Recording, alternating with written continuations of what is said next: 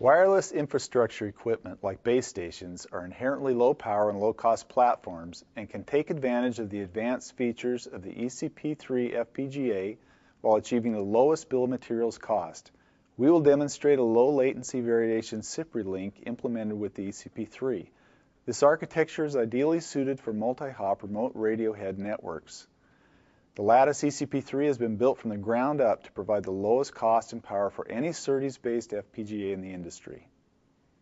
The ECP3 fabric is based on the industry standard LUT4 fabric with up to 7 megabits of embedded RAM, DSP slices with 320 18x18 multipliers, 800 megabit per second IOs with pre-engineered DDR1, 2, and 3 memory interfaces, 3 gigabit per second SerDes, and a wide range of PCS-supported packet protocols like Cpri, Serial Rapid I/O, JESD 204, and Ethernet. Typical base stations today have a distributed topology where the near antenna logic or remote radio head is deployed remotely from the baseband processing card. This is enabled by a fiber link connecting the radio card with the baseband card and through serial protocols like Cpri. Because several radio heads can be connected to the baseband unit, it is necessary to minimize latency variations so as to synchronize transmissions within the different radio heads. The ECP3 SerDes is uniquely designed to minimize latency variation that occurs at the FPGA to PCS clock domain boundary. Additionally, the IP allows the user to offset the latency variation that occurs in the SerDes word aligner. Orchestra is the Lattice-developed graphical user interface that is the control panel and visual window to observe Cpri traffic and test results. On the bottom right-hand side, the window captures the contents of the received Cpri hyperframes.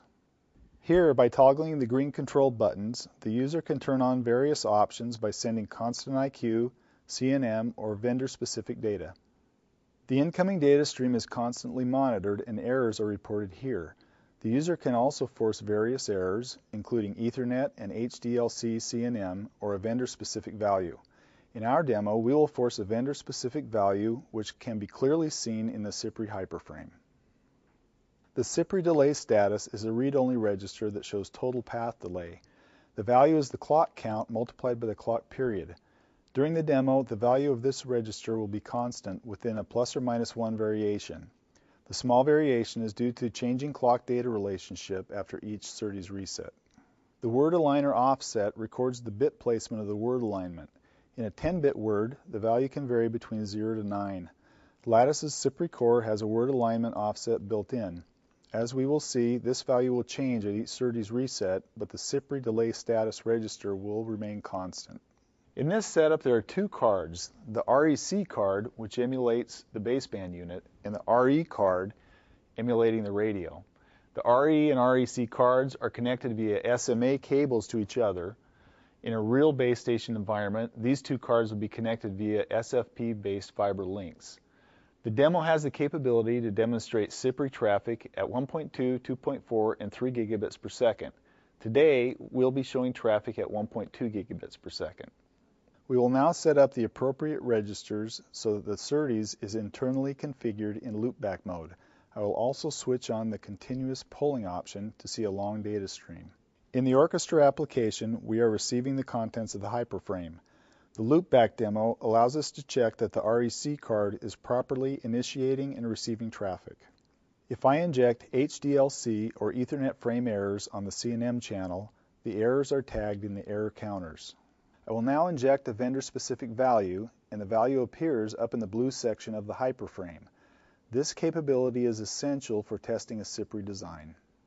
Now we will change the demo configuration to use the SMA connectors between the two cards and emulate an actual base station by sending data from the REC card to the RE card. This will show transfer of IQ data in a Cpri hyperframe. We will also monitor the latency variation and look at the capabilities of the device and the IP core to minimize latency variation along the Cpri path. In this demo, the RE card is controlled by a second laptop. Again, we will use Orchestra, but this time we configure the RE to receive data from the REC. We begin by downloading the bit stream to allow the RE to capture data from the REC. The Cpri hyperframes are now being received error-free on the RE. We can inject HDLC and Ethernet errors as we did before and see them show up on the counters. Injecting a vendor-specific value on the REC orchestra window will show up on the RE orchestra window. Now watch carefully as I reset the SerDes macro on the RE screen. The value on the word liner offset will vary.